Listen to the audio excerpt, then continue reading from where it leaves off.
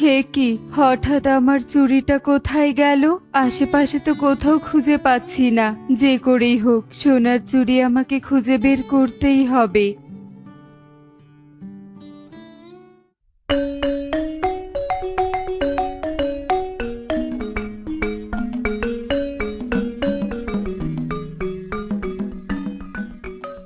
নারিকেলগুলো নিয়ে কোথায় যাচ্ছিস?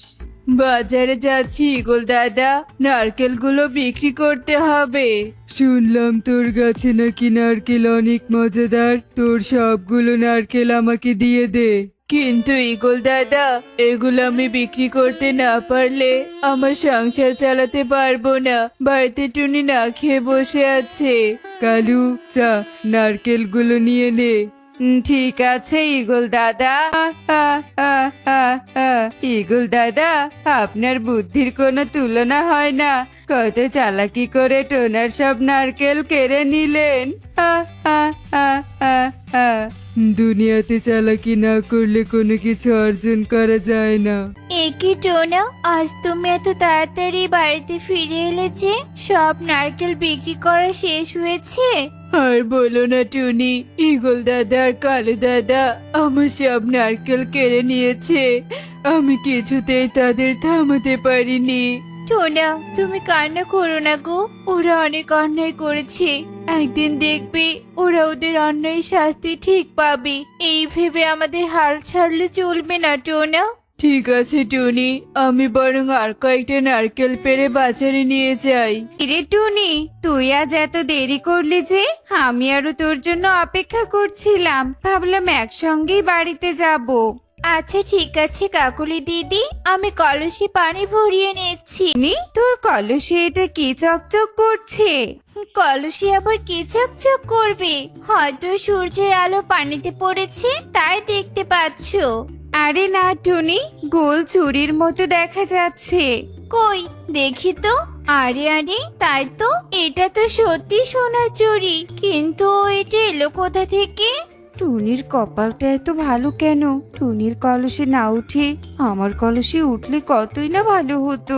টুনি, তোর কপাল তো খুলে গেল। নিশ্চয়ই সোনার চুড়িটা নদী থেকেই উঠে এসেছে। তুমি ঠিক বলেছ কাকুলি দিদি। টুনি সোনার চুড়ি পেয়ে ভীষণ খুশি হয় আর তার বাড়িতে ফিরে আসে। অন্যদিকে কাকুলি সোনার চুড়ি দেখে লোভে পড়ে যায়। আর কি বলছো কি কাকুলি, সোনার চুড়ি? সোনার চুড়ির তো অনেক দাম। চুড়িটা বিক্রি করতে পারলে আমরা 1 মাস বসে খেতে পারবো।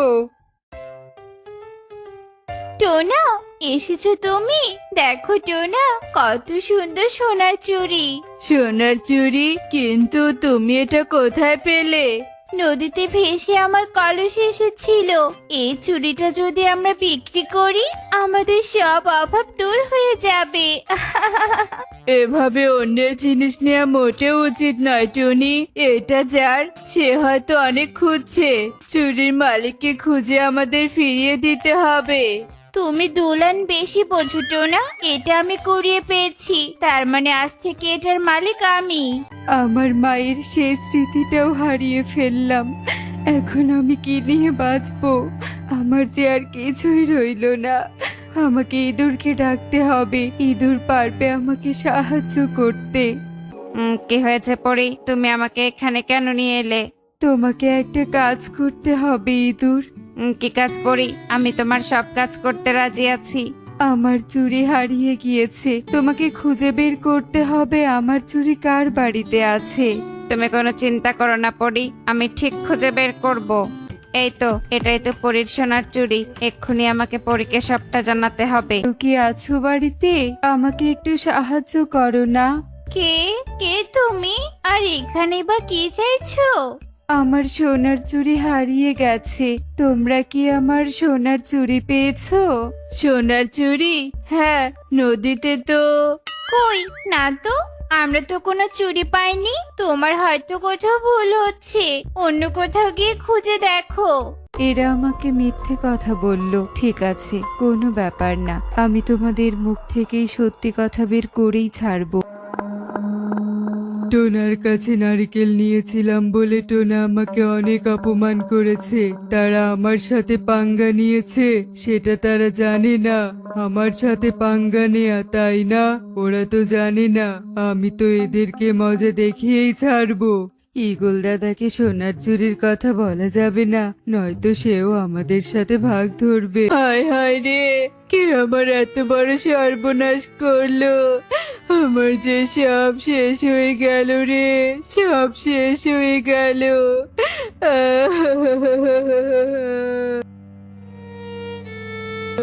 কি হয়েছে তোমার? এভাবে কাঁদছো কেন? আমার যে দুঃখের শেষ নেই। কে যেন এসে আমার সবগুলো গাছ কেটে দিয়ে চলে গেছে। টোনা, তুমি কেঁদো না, সব ঠিক হয়ে যাবে। তুমি আমাকে ক্ষমা করে দিও।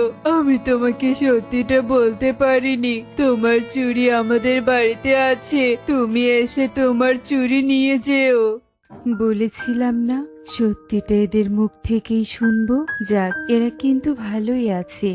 ঠিক আছে টোনা, আমি এক সময় তোমাদের বাড়িতে যাব, কেমন? কাকুলি, টোনাদের ঘর থেকে সোনার চুড়িটা চুরি করতে হবে। টোনা এখনো বাহিরে আছে আর টুনি কাজ করছে। এটাই অনেক বড় সুযোগ কাকুলি। তাহলে শুভ কাজে দেরি কেন? এক্ষুনি যাওয়া যাক। কি টুনি, সোনার চুড়ি কোথায় গেল? এখানেই তো রেখেছিলাম। আমিও তো কিছুই বুঝতে পারছি না, কেউ এসে আবার চুরি করে নিয়ে যায়নি তো? আমি যে তোমার চুড়ি তোমাকে ফিরিয়ে দিতে পারলাম না। জানি না কি হচ্ছে আমাদের সাথে, কেনই বা হচ্ছে। হে মা, পরি পরি হলে কি করে তুমি? এক্ষুনি তো একটা সাধারণ পাখি ছিলে।